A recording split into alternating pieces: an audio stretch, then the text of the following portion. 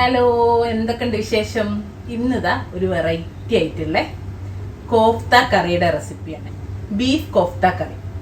നമുക്ക് ചപ്പാത്തി, നാന്, പൊറാട്ട എല്ലാത്തിൻ്റെ കൂടി ഗസ്റ്റ് വരുമ്പോൾ ഉണ്ടാക്കാം. ആ കോഫ്ത ഉണ്ടാക്കുന്ന ഒഴിച്ചാൽ വളരെ ഈസിയാണ്. കോഫ്ത ഉണ്ടാക്കുന്നത് പെട്ടെന്ന് തന്നെ നമുക്ക് കോഫ്ത ഉണ്ടാക്കാനും പറ്റും. അപ്പം നമുക്ക് ഇങ്ങനെ ചെയ്യാൻ നോക്കാം. 500 ഗ്രാം ബീഫിൻ്റെ മിൻസ് എടുത്ത് വെച്ചിട്ടുണ്ട്. ഞാൻ നന്നായിട്ട് വാഷ് ചെയ്തിട്ട് ഒരു അരിപ്പയിലിട്ട് വെച്ചതായിരുന്നു കുറേ ടൈമായിട്ട്. അതിൻ്റെ വെള്ളമൊക്കെ പോയി നല്ല ക്ലീനാക്കി എടുത്തിട്ടുണ്ട്. വെള്ളം തീരെ പാടില്ല. ഇതാ 2 ടീസ്പൂണ് ഇഞ്ചി വെളുത്തുള്ളി പേസ്റ്റാണ്, ഓരോ ടീസ്പൂൺ വീതം. അതുപോലെ തന്നെ ഒരു പച്ചമുളക് ചെറുതായിട്ട് അരിഞ്ഞതാണ്. ഒരു 2 ടേബിൾ സ്പൂണ് കാഷ്യൂ പേസ്റ്റാണ്. ഈ കാഷ്യൂ പേസ്റ്റ് ഇട്ടാൽ നമ്മളെ കോഫ്തല്ലേ നല്ല സോഫ്റ്റ് ആയിരിക്കും. ഈ ഒരു ചില കോഫ്ത റബ്ബർ പോലെ പോലെ അതുപോലെ ആവില്ല കേട്ടോ. അതുകൊണ്ടാണ് നമ്മൾ നല്ല ടേസ്റ്റുമാണ്. കാഷ്യൂ പേസ്റ്റ് അധികം വെള്ളമില്ലാതെ പേസ്റ്റ് ആക്കിയിട്ട് എടുക്കണേ. ഒരു 1/4 കപ്പ് നമ്മൾ പൊരിച്ചുള്ളിയാണ്. ഒരു ഏകദേശം ഒരു മീഡിയം സൈസ് ഉള്ളിൻ്റെ പകുതി 1/4 ഉള്ളിയൊക്കെ നമുക്ക് ഫ്രൈ ചെയ്താൽ ഈ ഒരു അളവിൽ കിട്ടുക.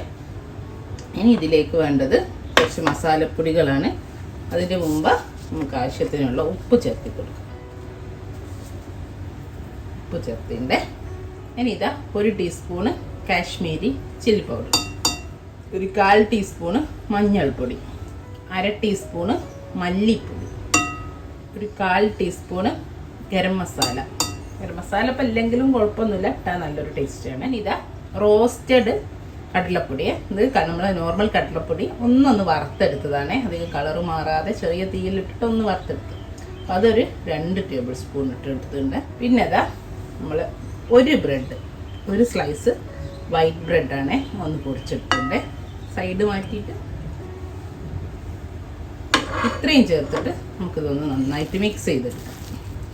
അപ്പം ഞാൻ ജസ്റ്റ് ഒന്ന് മിക്സ് ആക്കി എടുത്തിട്ടുണ്ട്. ഇതൊന്ന് നന്നായിട്ട് യോജിച്ച് കിട്ടാൻ വേണ്ടിയിട്ട് നമുക്ക് ചെറിയ മിക്സിൻ്റെ ജാറിലിട്ടിട്ട് ഒന്ന് പൾസ് ചെയ്തെടുക്കാം. അല്ലേ ചോപ്പറിൻ്റെ അതിലിട്ടാലും കുഴപ്പമില്ല കേട്ടോ. പക്ഷെ ഇത് നമ്മൾ മിക്സിയിൽ കുറേ നേരിട്ട് അടിക്കരുത്. കുറച്ചിട്ടിട്ട് ഒരു 1/2 പോർഷൻ ഇട്ടിട്ട് ഒന്ന് പൾസ് ചെയ്തെടുക്കുകയും ചെയ്യാം. കാരണം ഇത് ചൂടായി പോകരുത്. ചൂടായി പോയാൽ പിന്നെ നമ്മളിത് വേവാതെ ആയിപ്പോകും കേട്ടോ. അതുകൊണ്ട് തന്നെ ചൂടാവാതെ ശ്രദ്ധിക്കണം. കുറച്ച് നേരം ഇപ്പോൾ ഫ്രിഡ്ജിൽ വെച്ചിട്ട് അടിച്ചെടുത്താലും മതി. അപ്പോൾ നമ്മൾ ഈ കൂട്ടില്ലേ, മിൻസിൻ്റെ കൂട്ട്, കോഫ്തൻ്റെ കൂട്ട് ചൂടാവാൻ പാടില്ല. പക്ഷെ ഒന്ന് നന്നായിട്ട് എല്ലാം കൂടി നന്നായിട്ടൊന്ന് യോജിച്ച് കിട്ടുകയും ചെയ്യാം. അപ്പോൾ കണ്ടില്ലേ, ഇതാ നന്നായിട്ടൊന്നും കൂടെ കണ്ടോ എല്ലാം മിക്സായി വന്നുണ്ടോ. ആ മീറ്റിൻ്റെ കൂടെ നന്നായിട്ടൊന്ന് യോജിച്ച് കിട്ടിയിട്ട് ഒന്ന് പൾസിലിട്ടിട്ട് കുറേശ്ശെ ഒന്ന് കറക്കിയെടുത്താൽ മതി.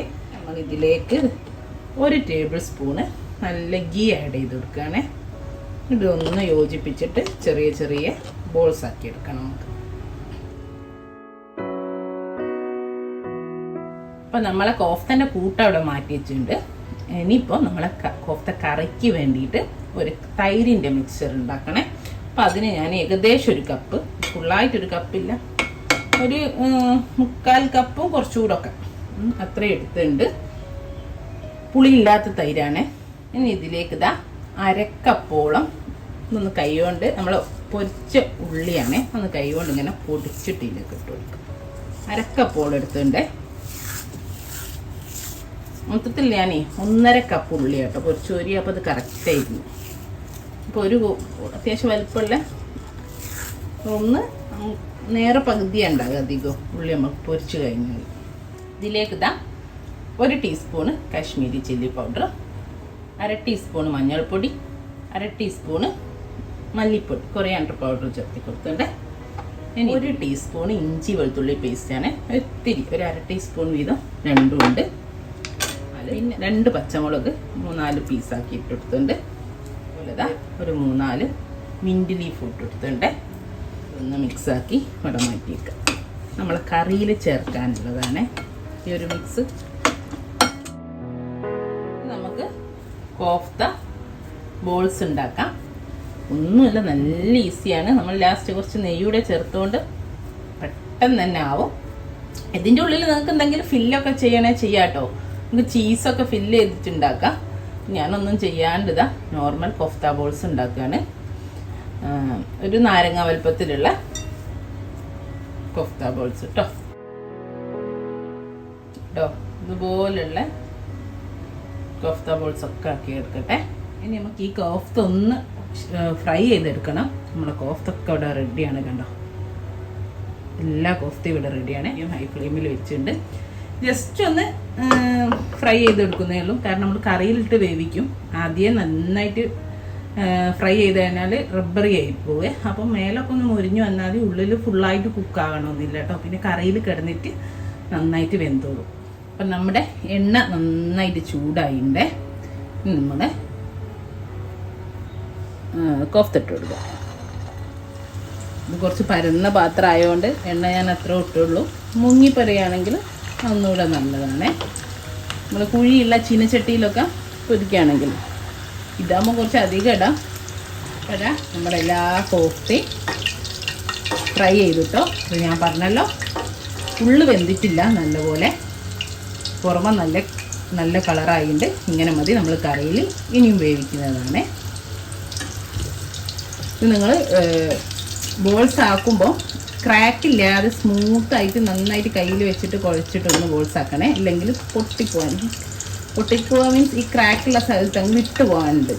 ചൂട് കാണുന്ന സമയത്ത് നല്ല സ്മൂത്തായാൽ നല്ല അടിപൊളിയായിട്ട് ഇതുപോലെ കിട്ടും കേട്ടോ. അപ്പോൾ എല്ലാം പൊരിച്ചെടുത്തു. ഇനി നമുക്ക് കറി ഉണ്ടാക്കാം. അപ്പം നമുക്കിനി കറി ഉണ്ടാക്കാൻ തുടങ്ങാം. അപ്പം അതിനിതാ ഒരു പാത്രം വെച്ചിട്ടുണ്ട്. അതിലേക്ക് ഓയിൽ ഒഴിച്ച് കൊടുത്തിട്ടുണ്ട്. നമ്മൾ ഈ കോഫ്ത പൊരിച്ച ഓയിൽ തന്നെയാണെങ്കിലും കുഴപ്പമില്ല. ഒരു 1.5 ടേബിൾ സ്പൂണോളം ഓയിൽ വെച്ചെടുത്തിട്ടുണ്ട്. അതിലേക്ക് ഇനി ഇതാ ഒരു 1.5 ടേബിൾ സ്പൂണ് ഗീ കൂടെ ചേർത്ത് കൊടുക്കുക. എന്നിട്ടിതാ ഒരു 2 ചെറിയ ഏലക്ക, കുറച്ച് 2-3 പൂവ്, പിന്നെ കുറച്ച് കുരുമുളക്, ഒരു 5-10 കുരുമുളക് ചേർത്ത് കൊടുത്തിട്ടുണ്ട്. അതൊന്ന് ചൂടായി പൊട്ടി വരുന്ന സമയത്ത് ഇതാ ഒരു വലിയ ഉള്ളിയുടെ പകുതി ചെറുതായിട്ട് തിന്നായിട്ട് ഫ്രൈ ചെയ്താണ്.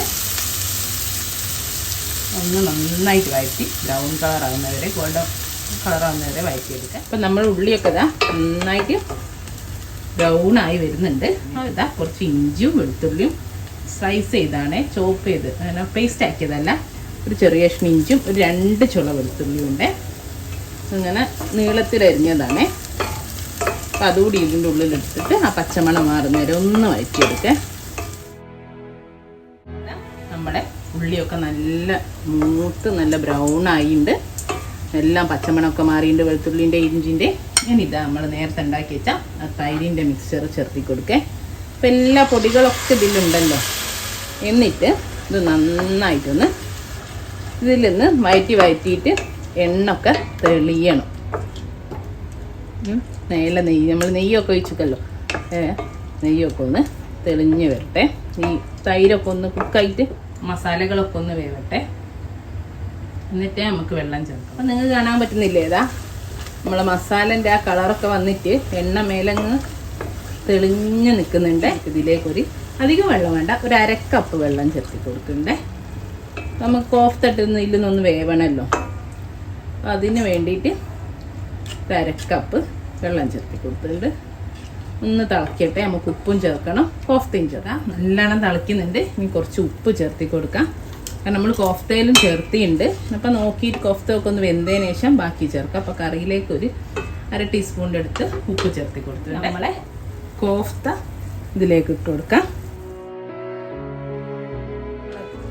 കോഫ്ത ഒക്കെ ഇട്ട് കൊടുത്തിട്ടുണ്ട്. ഇനി നമുക്കിതൊന്ന് കുക്ക് ചെയ്യാം. കോഫ്ത ഞാൻ പറഞ്ഞല്ലോ ഉള്ളു കുക്കായിട്ടില്ലാന്ന്. അപ്പോൾ നമുക്കിതൊന്ന് അടച്ച് വെച്ചിട്ട് ഒരു മീഡിയം ടു ലോ ഫ്ലെയിമിലേക്ക് മാറ്റിയിട്ട് ഒരു 12 മിനിറ്റ് 12 to 15 മിനിറ്റ് വരെ വെച്ചിട്ട് നമുക്കൊന്ന് കുക്ക് ചെയ്തെടുക്കാം. ഓക്കെ.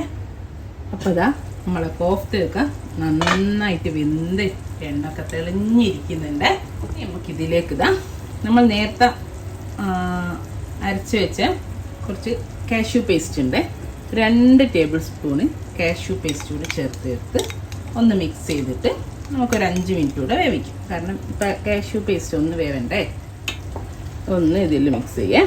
ഇനിയിപ്പോൾ നിങ്ങൾക്ക് ഭയങ്കര കട്ടിയായിട്ട് തോന്നുകയാണെങ്കിൽ 1, 2, 3 ടേബിൾ സ്പൂണ് ചുടുവെള്ളം, തിളച്ച വെള്ളം ഒഴിച്ചു കൊടുക്കുക കേട്ടോ. പച്ചവെള്ളം ഒഴിക്കരുത്. ചൂടുവെള്ളം. നോർമലി ഞാനൊരു റോസ്റ്റ് ടൈപ്പിലാണ് ഉണ്ടാക്കുന്നത്. നിങ്ങൾക്കൊരു ഗ്രേവി ടൈപ്പിലാണ് വേണ്ടിയെങ്കിൽ ആദ്യം തന്നെ ഒരു കപ്പോളം വെള്ളം ചേർത്ത് കേട്ടോ. അപ്പോൾ കണ്ടോ, ഒരു റോസ്റ്റഡ് ടൈപ്പിലേക്ക് നല്ല തിക്ക് സെമി ഗ്രേവി ആയിട്ടുണ്ട്. ഇതൊരു ചെറിയ തീയിൽ ഒരു 5 മിനിറ്റ് കൂടെ ഒന്ന് വെക്കട്ടെ കേട്ടോ. നമുക്ക് ഉപ്പൊക്കെ നോക്കാം, ഫൈനലൈസ്. അതേപോലെ ഒരു ഫ്ലേവറിന് മാത്രം ഒരു 2-3 ഡ്രോപ്പ് റോസ് വാട്ടർ.